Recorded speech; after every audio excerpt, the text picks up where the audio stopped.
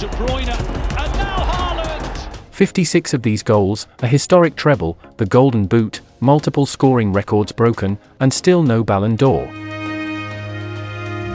It's hard to imagine that Haaland didn't win a Ballon d'Or in his first season in England, with all that he accomplished. But that's the thing, he could exceed this performance and still lose out on the Ballon d'Or, and here's why that is the case. Erling Haaland was born on the 21st of July, 2000 in Leeds, England, to a pair of Norwegian athletes. His father Alf-Inge Haaland played for several Premier League teams, including Leeds, Nottingham Forest, and Man City. While his mum, Gry Marita Braut, was a heptathlon athlete. Following the horrific injury he suffered courtesy of a Roy Keane tackle, Alfie Haaland didn't have it in him to play at the highest level anymore. So, in 2004, he and his family returned to their hometown of Brine. Haaland played with the Brine Academy from the tender age of 5, up till he was 14. During this time he would find himself playing with older kids, shifting from a winger to a centre forward, and featuring for the under-15 of the Norwegian boys team. Brine was where he experienced his earliest and perhaps the most important form of development as a player. In the 2015 to 2016 season, he featured for the Brine reserve team, where he demonstrated his goal-scoring prowess, with 18 goals in 14 matches.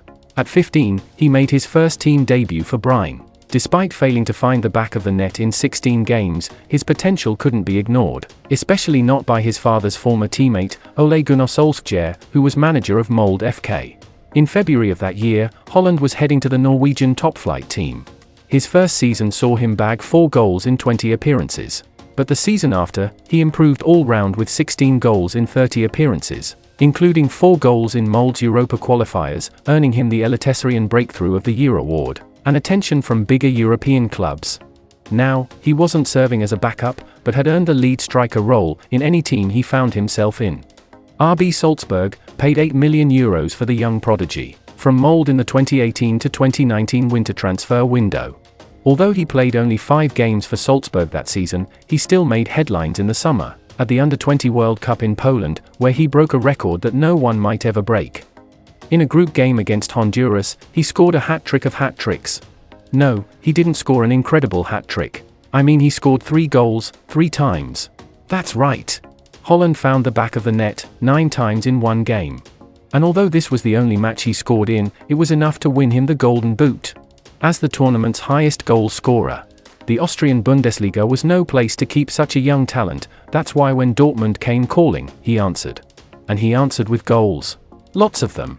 On his debut game, he came on as a 56th minute sub to score a hat-trick. Although he came to Dortmund halfway through the season, he was their second highest goalscorer in all competitions, with 16 goals behind Jadon Sancho's 20.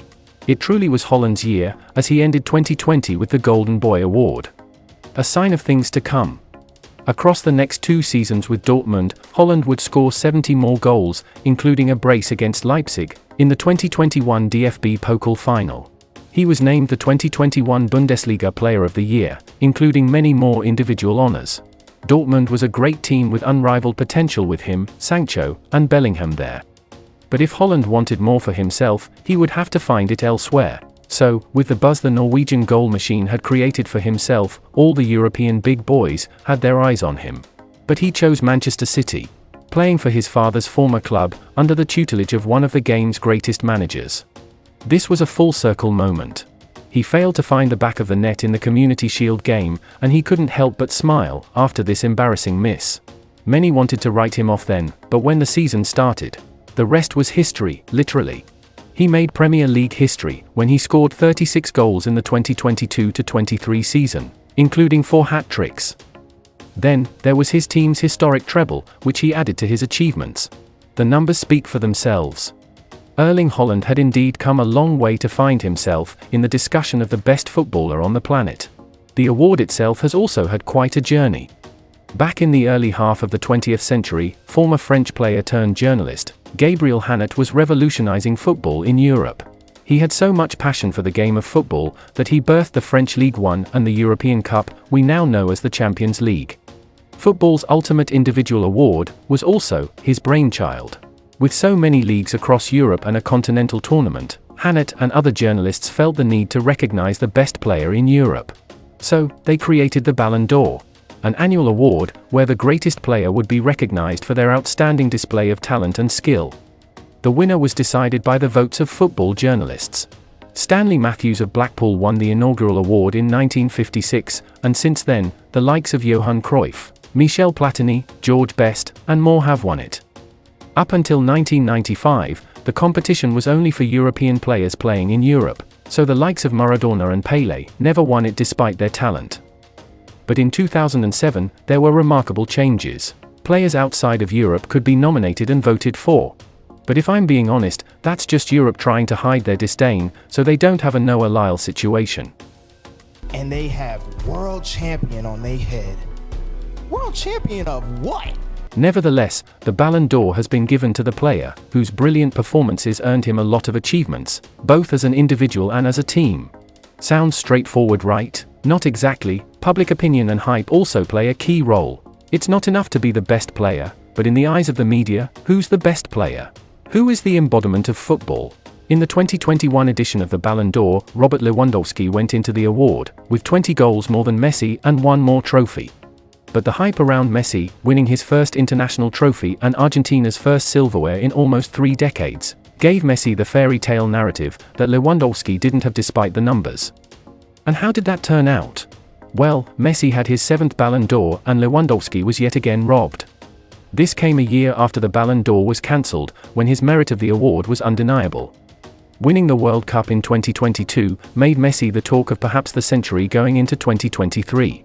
When the Ballon d'Or came around, Haaland's 56 goals and treble of trophies weren't enough to change the outcome. But now that Messi's out of Europe, what roadblocks does the Viking face? Well, starting with the things he can control, his team. The last time a player playing in England won the trophy was way back in 2008. We know Haaland is no Cristiano Ronaldo, and a big factor for voting is a team's accomplishments and dominance in European competitions, something that is very much a Spanish thing. Additionally, City's grip on the Premier League may be loosening with teams like Arsenal, Tottenham, and Liverpool looking as fierce as ever. So, if things are hazy with his club, at least decent performances for his country could make up for it, right? Wrong. Norway is outside the top 40 rankings in FIFA, and last featured in the World Cup, back when Zidane still had hair on his head, and won the Ballon d'Or in 1998. Norway also hasn't been to the Euros since 2000. Holland's closest competitors Mbappe and Bellingham have both played at the Euros and World Cups, with the former being a 2-time finalist while winning it once. There's no way Haaland is leading a charge for the Golden Ball with Norway, unless things change. But back in 2004, Andriy Shevchenko won the award with Ukraine, being ranked 65th. So, maybe we really shouldn't write Erling off so soon? He is a walking goal machine, yes, but that's all he offers. Goals. And he's already been rewarded for that with the Gerd Müller Award in 2023. If he's going to remain solely a goal scorer, he might as well kiss the Ballon d'Or bye-bye, and settle for the Gerd Müller Award every year. As much as goals are important, that alone has never really set anyone so far apart from their peers that they deserved the Ballon d'Or. Messi worked magic aside his goals, and Ronaldo was a terror on the wings. Heck, Modric won the Ballon d'Or in 2018, with just 2 goals. And when it comes to the dribbling and passing departments, Haaland is behind his peers. Man City weren't scoring more with him around, he was just scoring more of their goals. Furthermore, his presence alone is not enough to take his national team to greater heights. He's not that guy, pal, but he could be with some more work. It's too early to believe this is his final form, and if he improves, my gosh, we might be forgetting some legends earlier than expected. Nevertheless, there are still some things beyond his power. The Ballon d'Or was made by journalists and their influence is second to none. The media controls the narrative, and the power of who wins the award is really in their hands. And I can tell you, Haaland isn't the media's special kid. He faces unfair criticism from the English media, and Norway doesn't have the strength to push a player's publicity, the way countries like England, Spain, and France do. But it's not the lack of coverage he's getting that's hurting him. It's where the spotlight shines that's leaving him in the dark. Mbappe burst onto the scene in 2017, taking the Champions League by storm, and the World Cup the following year. Do you expect French journalists not to behave like sycophants fawning over one of their own? What about Bellingham? The Spanish media love him, and obviously, the English do too. So, where does that leave Haaland? Well, he was slowly becoming the face of the Bundesliga, until that ship sailed. Literally. But with all these odds stacked against him? How could he possibly think of lifting a Ballon d'Or trophy? Does he really have a shot? The answer is, maybe. If Haaland can replicate his 2022 to 2023 season or exceed it, he'll find himself in the top 3 favourites for the Golden Ball again. Not every season includes a major international tournament, so he won't be punished for Norway's underachievement in seasons that don't include a World Cup or Euros. Finally, the fact that the English league still ranks as the best league might help Haaland's cause. It's going to be unfair for Erling Haaland, but talent isn't the only thing that hard work beats. If he can steal the hearts of football fans and enthusiasts with truly world-class displays of talent and skill, maybe he can beat the odds pitched against him. If not, Erling Haaland may never win football's most coveted honor.